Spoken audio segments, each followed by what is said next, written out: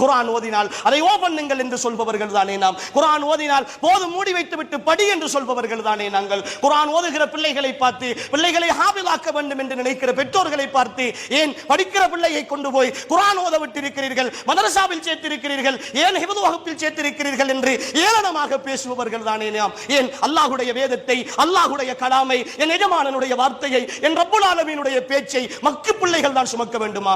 ஏன் ஒரு 9 எடுக்கிற பிள்ளை ஹாஃபிலாக கூடாதா? ஒரு வகுப்பிலே முதலாவது வருகிற பிள்ளை ஹாஃபிலாக கூடாதா? அல்லாஹ்வுடைய வேதம் என்றால் அவ்வளவு கேவலமா? அல்லாஹ்வுடைய வார்த்தைகள் என்றால் அவ்வளவு கேவலமா? என் ஈமானிய உறவுகளே, நானும் நீங்களும் இந்த குர்ஆனை புறக்கணிக்கலாம். ஆனால் இன்று சர்வதேசத்தில் அது ஒரு விஞ்ஞான புத்தகமாக, ஒரு வானியல் புத்தகமாக, ஒரு அறிவியல் புத்தகமாக இன்று குர்ஆன் நீங்கள் இல்லாவிட்டாலும், நானும் நீங்களும் இல்லாவிட்டாலும் ஐரோப்பியர்களால் இந்த குர்ஆன் படிக்கப்பட்டுக் கொண்டுதான் இருக்கிறது. அதன் விளக்கங்கள் இந்த உலகத்தில் வரலாறுகளாக வாழ்ந்து கொண்டுதான் இருக்கின்றன.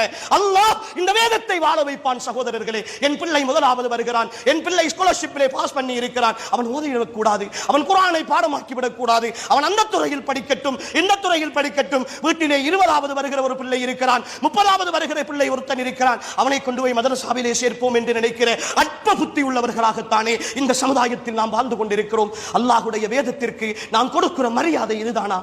அல்லாஹ்வுடைய வேதத்திற்கு நாம் கொடுக்கிற மரியாதையும் மதிப்பும் இதுதானா?